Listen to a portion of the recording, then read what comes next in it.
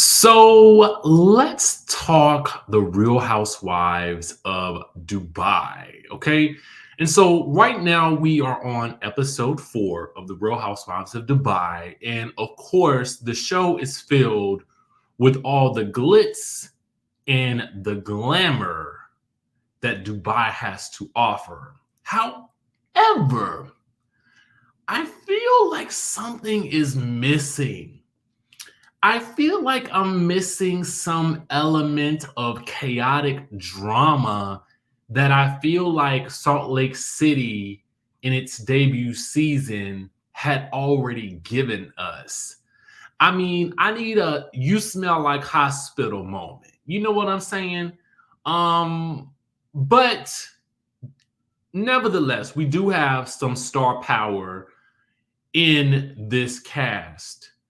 Mostly, I believe so far in the forms of Caroline Stanbury, who we already know, Chanel Ayan, who is literally everything, Lesa Milan, as well as Caroline Brooks. And I like Nina and I like Sarah, but I kind of need them to get involved just a bit more. Okay. I definitely need them to step it up in the involvement. I think that Nina is bringing us the uber fabulous parties, so she will likely be a mainstay on this show. And I do think that she has the capacity to get a little messy.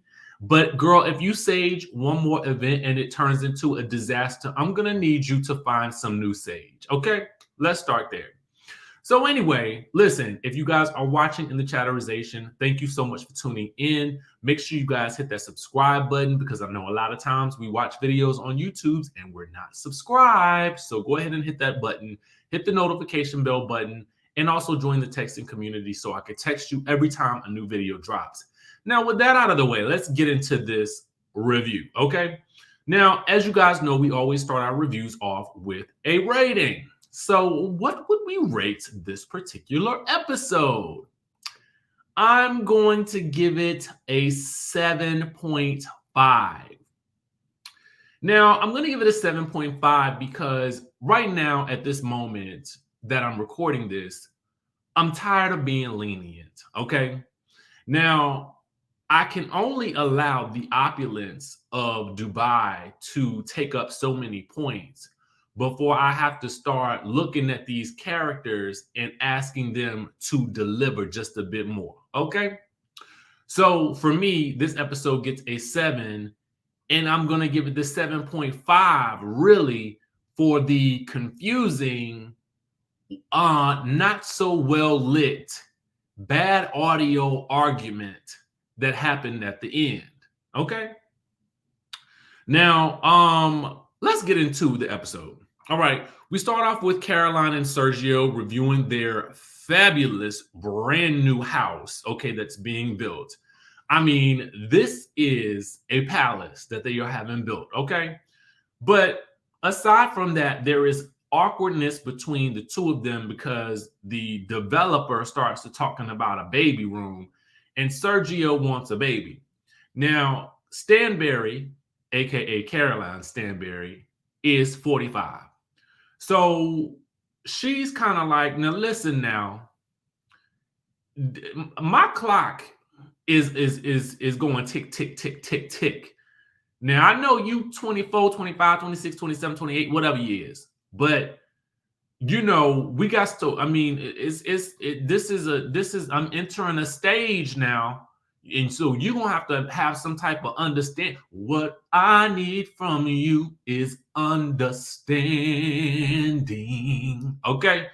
That's what Sergio needs to give this woman. Okay. Some understanding. You should have known this and you should have thought about this when you was marrying somebody who was almost 20 years your senior. Okay. Now, I ain't mad at their relationship because I like the two of them together. He seems very, very nice, but he's also very, very young-minded. So she really is going to have to sort of lead him to understand how a woman's body works and in terms of having a later in life maybe not later in life, but just having a pregnancy at 45 and the things that kind of go along with that, as we have learned. Meanwhile, one thing I didn't like that she said was that she felt like if she could not give him a baby, then he wouldn't stay. And she even brings up the idea of a surrogacy. And he's kind of not with that. And I'm like, you know what? I mean, to me, I ain't like the fact that she feels like he not gonna stay if she can't give him a baby. To me, I understand that, I understand it, but at the end of the day, that's something that should have been talked about in depth before y'all got married.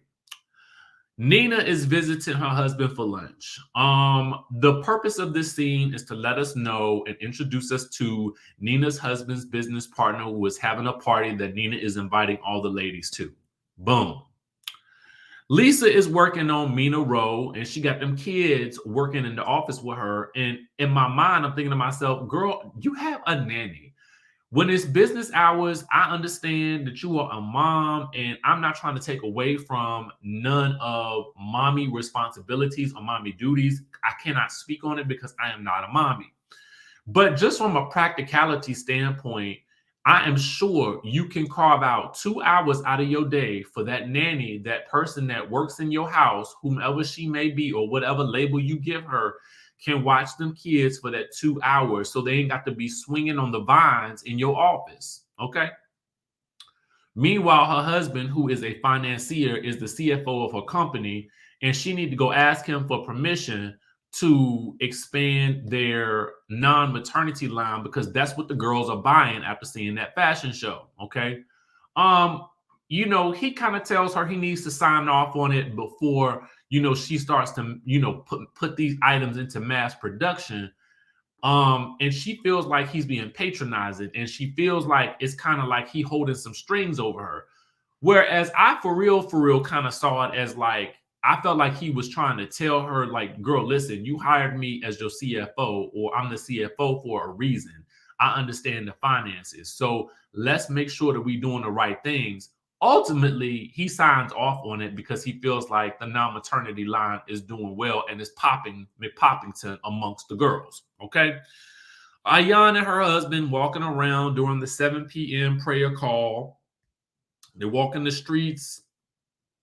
And we learn a little bit more about Ayan. Apparently, she was supposed to be married off to her cousin. She ended up leaving the cousin at the altar a week before the altar. The goats had been bought and everything. Okay. And so her husband had to pay $1,000 to marry her because I don't know don't ask me about the $1,000. That was how much she was worth at the time according to cultural standards. Okay, that's all I know. But right now, she says she might be worth 20,000. So obviously she done came up in the world. Okay, but anyway, she get a text message that is an invite to Nina's husband's friend's party. Okay. Caroline Brooks is getting glam, and she is talking to her son about somebody that was bullying her son on the school bus or something like that. And we learned that the public schools in Dubai are actually similar to what the private schools are like here in the United States of the Americana. Okay. Caroline Stanbury ends up meeting. Oh, I forgot a scene. Carolyn Brooks. This is important because this is going to inform a bit more of her storyline. She ends up going to visit some spaces for her new salon and spa.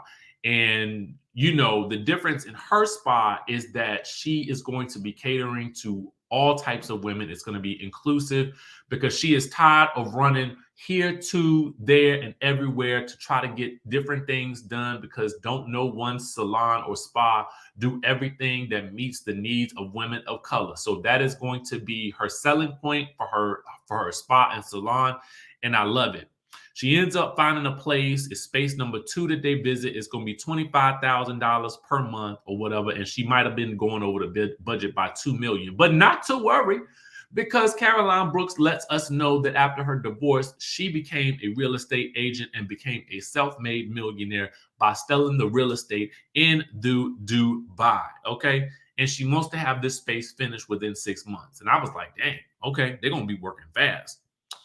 So anyway, Caroline Stanbury meets up with Sarah. Okay. Sarah is I believe Sarah is native Emirati, and she also don't drink. Okay.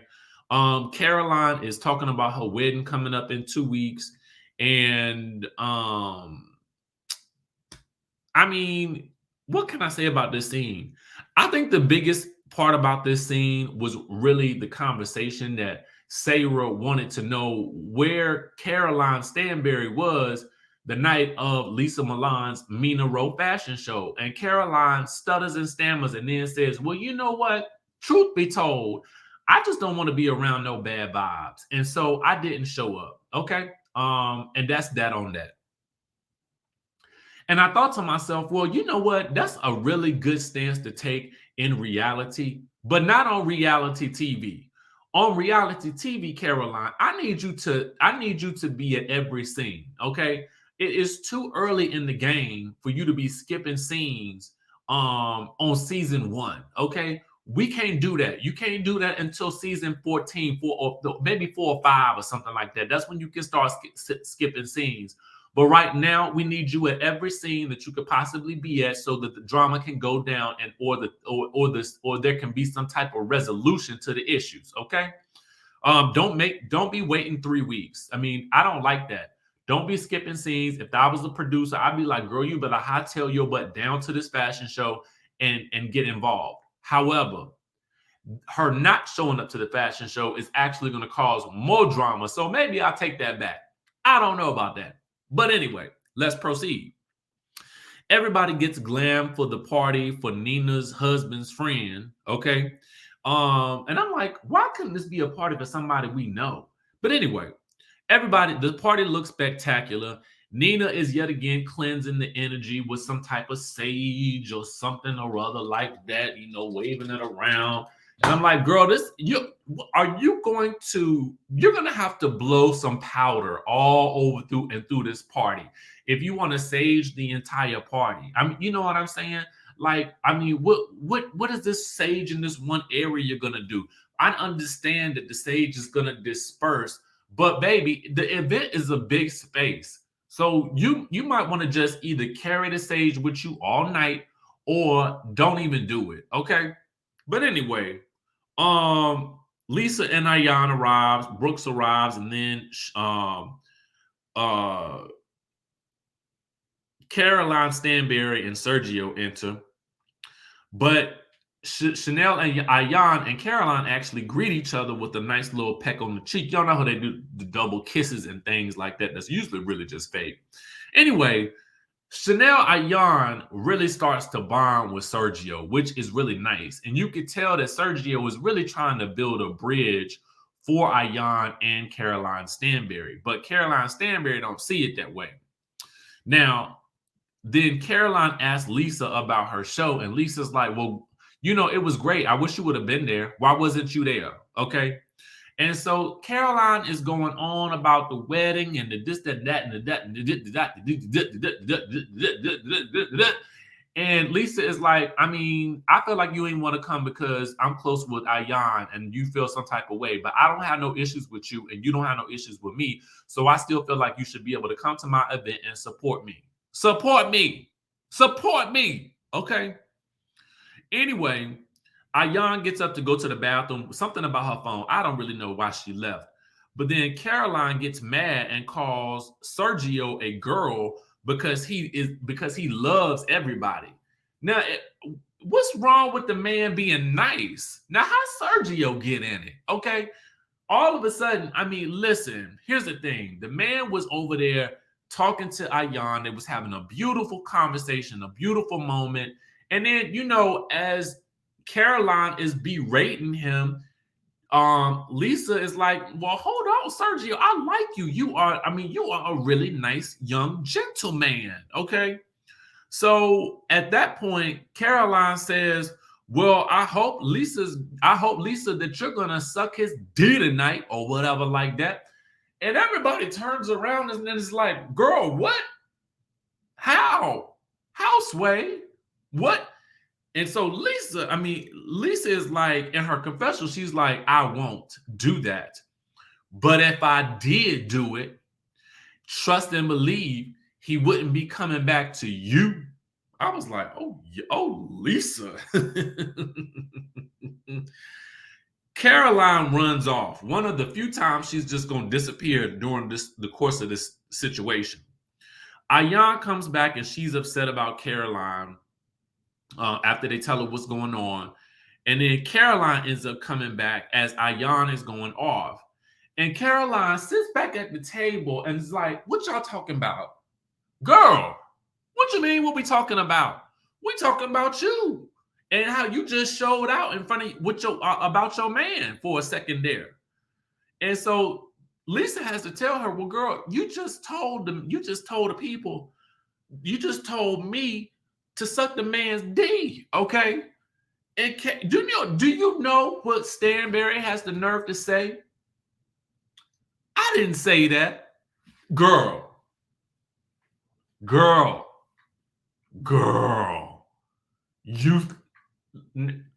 And so production, of course, as they do, they got to rewind the scene. And there we see Caroline telling Lesa Milan that she can go suck her man's D. Okay? If she's gonna get that close to him or whatnot. So I'm like, Caroline is just straight lying to us right now. And everybody's in disbelief because they're like, girl, you just said it. Now, unless either you are drunk as a skunk, which I believe she might have been overserved. I don't really know. Because she was knocking them back. Okay. She was knocking them back at the bar. But if you drink that much to where you cannot remember what you said 5 minutes ago, it's probably time to stop. Okay. And I'm being lenient with you by saying that you was drinking, because otherwise you just straight up lied. And I'm trying not to say that, but what else can I say? Okay, you said it, and now you acting like you didn't say it. Now you putting it all on Lesa. Lesa just wants to instigate things. That's what she tells the rest of the girls. And I was like, now wait a minute now. And Lesa is angry. Okay. Caroline walks away, comes back again, and sits at the other end of the table. And I was like, girl, I felt like every time she left, she went to the bar to go get a drink. And now I'm thinking to myself, well, if you're drinking that much, you might not remember nothing from this party, okay? But anyway, Ayan then tells Caroline, I don't understand, because Lesa then walked off now because she's so mad. Ayan tells Caroline, I don't understand the issue between the two of us. I feel like you got an issue with me. I don't have an issue with you.